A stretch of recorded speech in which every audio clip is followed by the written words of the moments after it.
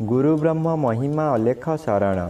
नमस्कार दर्शक वृंद, आपण मानंकु आजिर राशिफल कार्यक्रम मु एस कुमार स्वागत जनाऊँगी। प्रतिदिन निजर राशिफल जानिबा पाई गुरुकृपा यूट्यूब चैनल को सब्सक्राइब करंतु और पाखरे थिबा बेल आइकन को प्रेस करी ऑल नोटिफिकेशन ऑन करी दियंतु, जहा फଳରେ आमे जेतेबेले वीडियो अपलोड करिवो प्रथमे आपण वीडियो देखि पारिबे। आमर यही वीडियो रे आपण संपूर्ण पंचांग सहित मेष ठारू मीन पर्यंत 12 गोटी राशिर राशिफल विषय रे जानि पारिबे। वीडियो को दयाकरी शेष पर्यंत देखंतु।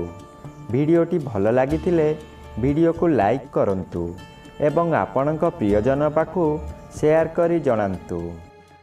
एबे आसंतु जानिबा आज दिनर संपूर्ण पंचांग विषय। आज इंग्राजी 2026 मसीहा जुलाई मास 29 तारीख बुधवार। दिल्ली स्वराब्दा सन 1433 साल। स्वाधीन भारताब्द 79 वर्ष। महिमाद 199 वर्ष। उत्कल गजपति श्री श्री गजपति दिव्यसिंहदेव महाराजांकर 69 अंक। सौरस्व श्रावण मास 13 दिन। चांद्रमते व्यास पूर्णिमा तिथि रात्रि 7 घंटा 22 मिनिट पर्यंत। आजिर सूर्योदय विरजा क्षेत्र को 5 घंटा 18 मिनिट। कर्कट लग्न 2 दंड 6 लिता गते उदय। आजिर सूर्यास्त विरजा क्षेत्र को 6 घंटा 23 मिनिट। मकर लग्न 1 दंड 47 लिता गते अस्त। आज मकर चंद्र 60 दंड।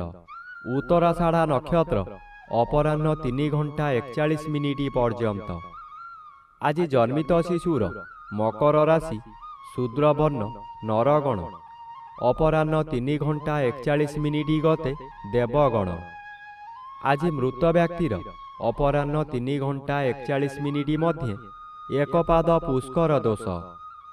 निषिद्ध खाद्य आज आमिष और रात्रि 7 घंटा 22 मिनिट गते पानी कखारु भोजन निषेध अटे। आजिर अमृत जोग प्रातरु दिवा 8 घंटा 1 मिनिट मध्य दिवा 9 घंटा 31 मिनिट गते 11 घंटा 13 मिनिट मध्य अपराह्न 3 घंटा 22 मिनिट गते 5 घंटा 13 मिनिट मध्य अस्तरु रात्रि 7 घंटा 29 मिनिट मध्य एवं रात्रि 1 घंटा 55 मिनिट गते शेष रात्रि 4 घंटा 13 मिनिट मध्य। आजिर महेंद्र जोग दिवा 2 घंटा गते अपराह्न 3 घंटा 23 मिनिट मध्य एवं रात्रि 9 घंटा 29 मिनिट गते 12 घंटा मध्य। आजिर काल बेला दिवा 8 घंटा 27 मिनिट गते 10 घंटा 1 मिनिट मध्य। आजिर बार बेला दिवा 11 घंटा 35 मिनिट गते 1 घंटा 15 मिनिट मध्य। आजिर काल रात्रि रात्रि 2 घंटा 52 मिनिट गते शेष रात्रि 4 घंटा 18 मिनिट मध्य। आजिर राहु काल मध्याह्न 12 घंटा ठारू 1 घंटा 30 मिनिट मध्य। आज सिंह राशिर घात चंद्र अपराह्न 3 घंटा 41 मिनिट गते कन्या राशिर घात नक्षत्र। घात तिथि नाही। कर्कट राशिर घात 12। प्रिय बंधुगण, एबे आसंतु जानिबा मेष ठारू मीन पर्यंत 12 गोटी राशिर राशिफल विषय रे। राशिचक्रर प्रथम राशि मेष राशि। आज मेष राशि जन्मित व्यक्ति मानक सकाशे दशम चंद्र अन्य ग्रह द्वारा बाधा पाउथिबारु अशुभ फल प्रदान करिबे। आज आपण कर्म क्षेत्र रे असफल होई अपमानित हेबे। उपरिस्थ ऑफिसरक निकट रे काम करी न पारिबारु काम हाथ छड़ा होई जाई पारे। सहकर्मी माने आपणको परिहास करिबे। आपण दुख रे भांगी पड़िबे। आज आपण जहा चाहिबे ताहा करि पारिबे नाही। एबे आसंतु जानिबा राशिचक्रर द्वितीय राशि वृष राशि विषय रे। आज वृष राशि जन्मित व्यक्ति मानक सकाशे नवम स्थान रे चंद्र गोचर करुछंती शुभ फल प्रदान करिबे। ଆଜି ଆପଣ ଯେଉଁ କାର୍ଯ୍ୟ କରିବାକୁ ଚାହିଁବେ ତହିଁରେ ସଫଳତା ମିଳିବ। ବିଶେଷ କରି ଏହି ସମୟରେ ଜନମଙ୍ଗଳ କାର୍ଯ୍ୟକ୍ରମରେ ଯୋଗ ଦେଇପାରନ୍ତି। ଜନହିତକର କାର୍ଯ୍ୟ କରି ଉଚ୍ଚ ପ୍ରଶଂସା ପାଇବେ। ଚତୁର୍ଦିଗରୁ ସମ୍ମାନ ମିଳିବ। ଖୁସିରେ ଦିନ କାଟିବେ। ଏହି ସମୟରେ ଆପଣଙ୍କ ଭାଗ୍ୟରେ କିଛି ପରିବର୍ତ୍ତନ ହୋଇଯିବ। ଏବେ ଆସନ୍ତୁ ଜାଣିବା ରାଶିଚକ୍ରର ତୃତୀୟ ରାଶି ମିଥୁନ ରାଶି ବିଷୟରେ। ଆଜି ମିଥୁନ ରାଶି ଜନ୍ମିତ ବ୍ୟକ୍ତିମାନଙ୍କ ସକାଶେ ଅଷ୍ଟମ ସ୍ଥାନରେ ଚନ୍ଦ୍ରଗୋଚର କରୁଛନ୍ତି। ଅତି ଅଶୁଭ ଫଳ ପ୍ରଦାନ କରିବେ। ଏହି ସମୟରେ ଆପଣ ଯେଉଁ ସ୍ଥାନକୁ ଯିବେ ସେଠାରେ କଳହ ହେବ। ବିଭିନ୍ନ ପ୍ରକାର କ୍ଷତି ହୋଇ ଆପଣଙ୍କ ମଥା ବିଚଳିତ ହୋଇଯିବ। ରାସ୍ତାରେ ଯିବା ସମୟରେ ଆପଣ ଅନ୍ୟମନସ୍କ ହୋଇପାରନ୍ତି। ସାବଧାନ ନ ରହିଲେ ଯାନବାହନ ଦୁର୍ଘଟଣାକୁ ଏଡ଼ାଇ ଦେଇ ହେବ ନାହିଁ। ଏହି ସମୟରେ ଆପଣଙ୍କୁ ଗରମ ଜ୍ୱର ମଧ୍ୟ ହୋଇପାରେ। ଏବେ ଆସନ୍ତୁ ଜାଣିବା ରାଶିଚକ୍ରର ଚତୁର୍ଥ ରାଶି କର୍କଟ ରାଶି ବିଷୟରେ। ଆଜି କର୍କଟ ରାଶି ଜନ୍ମିତ ବ୍ୟକ୍ତିମାନଙ୍କ ସକାଶେ ସପ୍ତମ ସ୍ଥାନରେ ଚନ୍ଦ୍ରଗୋଚର କରୁଛନ୍ତି। ଶୁଭ ଫଳ ପ୍ରଦାନ କରିବେ। ଏହି ସମୟରେ ଚାକିରି ନ ପାଉଥିବା ବ୍ୟକ୍ତି ଚାକିରି ପାଇପାରନ୍ତି। ଚାକିରି କରୁଥିବା ବ୍ୟକ୍ତିମାନଙ୍କର ପଦୋନ୍ନତି ହୋଇପାରେ। ବ୍ୟବସାୟ କରୁଥିବା ବ୍ୟକ୍ତି ଅଧିକ ବ୍ୟବସାୟକୁ ବୃଦ୍ଧି କରିପାରନ୍ତି। ଉତ୍ତମ ରୂପେ ବ୍ୟବସାୟ ଚାଲିବ। ଆଶାଠାରୁ ଅଧିକ ଲାଭ କରିବେ। ଆଜି ପରିବାରକୁ ନୂତନ ବନ୍ଧୁ ଆସିପାରନ୍ତି। ଅବିବାହିତମାନଙ୍କର ବିବାହ ପ୍ରସ୍ତାବ ଆସିପାରେ। ଏବେ ଆସନ୍ତୁ ଜାଣିବା ରାଶିଚକ୍ରର ପଞ୍ଚମ ରାଶି ସିଂହ ରାଶି ବିଷୟରେ। ଆଜି ସିଂହ ରାଶି ଜନ୍ମିତ ବ୍ୟକ୍ତିମାନଙ୍କ ସକାଶେ ଘାତଚନ୍ଦ୍ର ଭୋଗ ହେଉଥିବାରୁ ସତର୍କ ରହିବା ଆବଶ୍ୟକ। ଆଜି ଆପଣଙ୍କର ମଥା ଘୁରାଇ ଦେବ। ଗରମ ଜ୍ୱର ମଧ୍ୟ ହୋଇପାରେ। ଆଜି ଆପଣ ଟିକେ ଟିକେ କଥାରେ ରାଗିଯାଇ ନିଜର ବହୁ କ୍ଷତି କରି ପକାଇବେ। ରାଗରେ ଘର ଛାଡ଼ି ଚାଲି ଯାଇପାରନ୍ତି। କିନ୍ତୁ କଥାରେ ଅଛି ଯୁଆଡ଼େ ଯାଅ କର୍ମ ଘେନି ବୁଲୁଥାଅ। ଘର ଛାଡ଼ି ଯିବା ଦ୍ୱାରା ନିଜର ବହୁ କ୍ଷତି ସହିବେ। ଆପଣଙ୍କର ବ୍ୟବସାୟ ମାନ୍ଦା ହୋଇଯିବ। ଏବେ ଆସନ୍ତୁ ଜାଣିବା ରାଶିଚକ୍ରର ଷଷ୍ଠ ରାଶି କନ୍ୟା ରାଶି ବିଷୟରେ। ଆଜି କନ୍ୟା ରାଶି ଜନ୍ମିତ ବ୍ୟକ୍ତିମାନଙ୍କ ସକାଶେ ପଞ୍ଚମ ସ୍ଥାନରେ ଚନ୍ଦ୍ରଗୋଚର କରୁଛନ୍ତି। ଶୁକ୍ଳପକ୍ଷ ପଞ୍ଚମ ଚନ୍ଦ୍ର ବଳବାନ ଚନ୍ଦ୍ର। ଆଜି ଆପଣଙ୍କର ଜ୍ଞାନ ବହୁ ଗୁଣରେ ବଢ଼ିଯିବ।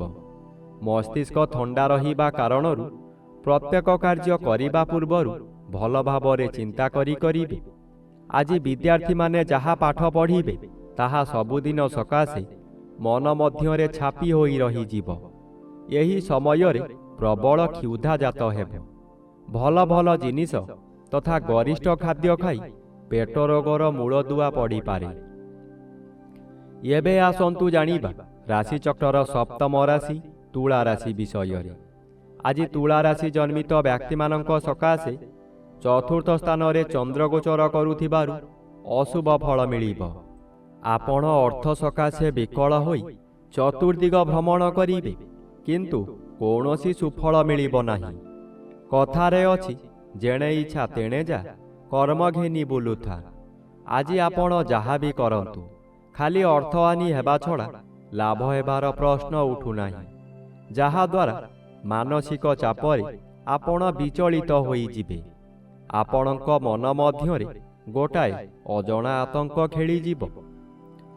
ଏବେ ଆସନ୍ତୁ ଜାଣିବା ରାଶିଚକ୍ରର ଅଷ୍ଟମ ରାଶି ବିଛା ରାଶି ବିଷୟରେ। ଆଜି ବିଛା ରାଶି ଜନ୍ମିତ ବ୍ୟକ୍ତିମାନଙ୍କ ସକାଶେ ତୃତୀୟ ଚନ୍ଦ୍ର ଅନ୍ୟ ଗ୍ରହ ଦ୍ୱାରା ବାଧା ପାଉଥିବାରୁ ଅଶୁଭ ଫଳ ପ୍ରଦାନ କରିବେ। ଆଜି ଚାତକ ପକ୍ଷୀ ସଦୃଶ୍ୟ ହେବା କାମ ଆପଣଙ୍କର ହେବ ନାହିଁ। ଯେଉଁ ଅର୍ଥ ଆସିବାର ଥିଲା ତାହା ସ୍ଥଗିତ ରହିବ। କାମରେ ବିଳମ୍ବ ଦେଖାଦେବ। ଅଚାନକ କାହା ସହିତ କଳହ ହେବା କିଛି ଅସମ୍ଭବ ନୁହେଁ। ଆଜି ମନର ବଳ ଭାଙ୍ଗିଯିବ। ଦୁର୍ବଳ ଅନୁଭବ କରିବେ। ଅପରାହ୍ନଠାରୁ ଶରୀର ମାନ୍ଦା ଲାଗିବା କାରଣରୁ ଶୋଇ ରହିବେ। ଏବେ ଆସନ୍ତୁ ଜାଣିବା ରାଶିଚକ୍ରର ନବମ ରାଶି ଧନୁରାଶି ବିଷୟରେ। ଆଜି ଧନୁରାଶି ଜନ୍ମିତ ବ୍ୟକ୍ତିମାନଙ୍କ ସକାଶେ ଦ୍ୱିତୀୟ ସ୍ଥାନରେ ଚନ୍ଦ୍ରଗୋଚର କରୁଛନ୍ତି। ଶୁଭ ଫଳ ପ୍ରଦାନ କରିବେ। ଆଜି ଆପଣଙ୍କୁ କିଛି ବ୍ୟକ୍ତି ଅସହଯୋଗ କରୁଥିବା ସ୍ଥଳେ ଅନ୍ୟ କିଛି ବ୍ୟକ୍ତି ସହଯୋଗର ହାତ ବଢ଼ାଇ ଆପଣଙ୍କୁ ଉଚ୍ଚକୁ ଉଠାଇ ନେବେ। ବାଧା ଆସୁଥିବା ସ୍ଥାନରୁ ବିଳମ୍ବରେ ହେଉ ପଛେ ସଫଳତା ମିଳିବ। ଆପଣଙ୍କର ଉଦ୍ୟମ ଫଳପ୍ରଦ ହେବ। ଆଜି ଉତ୍ତର ଦିଗରୁ କୌଣସି ବ୍ୟକ୍ତି ଆପଣଙ୍କ ସହିତ ଯୋଗାଯୋଗ କରି ଶୁଭ ଖବର ଦେବେ ଓ ଆଗାମୀ ଦିନ ସକାଶେ ଆୟର ସନ୍ଧାନ ଦେବେ।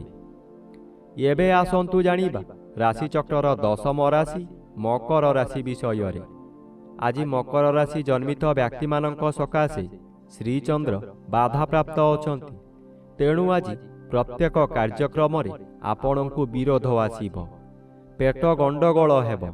ଭଲ ଭଲ ଖାଦ୍ୟ ପ୍ରସ୍ତୁତ କରିଥିବେ କିନ୍ତୁ ନିଜେ ଭୋଜନ କରିପାରିବେ ନାହିଁ। ନୂତନ ପୋଷାକ ଆଣିଥିବେ, କୌଣସି କାରଣରୁ ଆପଣ ଅନ୍ୟ ସ୍ଥାନକୁ ଯାତ୍ରା କରିବେ, ତାହା ପରିଧାନ କରିପାରିବେ ନାହିଁ।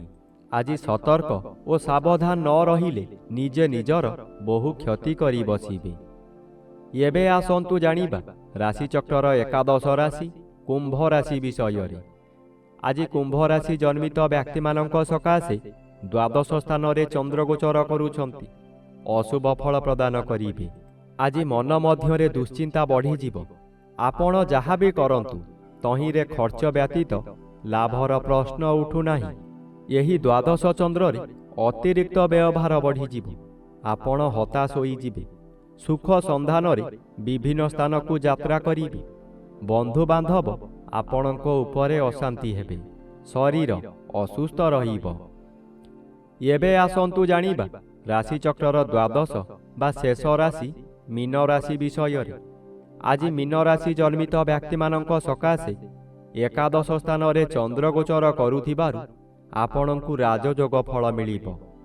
ଆପଣ ବହୁ ଦିନରୁ ଯେଉଁ କାର୍ଯ୍ୟ ସକାଶେ ଅପେକ୍ଷା କରିଥିଲେ ତାହା ଏହି ସମୟରେ ନିଶ୍ଚୟ ପୂରଣ ହେବ। କୌଣସି ଅଫିସରଙ୍କ ସାକ୍ଷାତ ପାଉନଥିଲେ, ଏବେ ତାଙ୍କ ସହିତ ସାକ୍ଷାତ ହେବ। ତାଙ୍କ ସହଯୋଗରେ ଆପଣ ବହୁ ନୂତନ କାମ ପାଇ ଉପକୃତ ହେବେ। ଏହି ସମୟରେ ଆପଣଙ୍କର ବ୍ୟବସାୟ ଅତି ସୁଚାରୁ ରୂପରେ ଚାଲିବ। ଆପଣ ଭବିଷ୍ୟତ ସକାଶେ ଧନ ସଞ୍ଚୟ କରିପାରିବେ।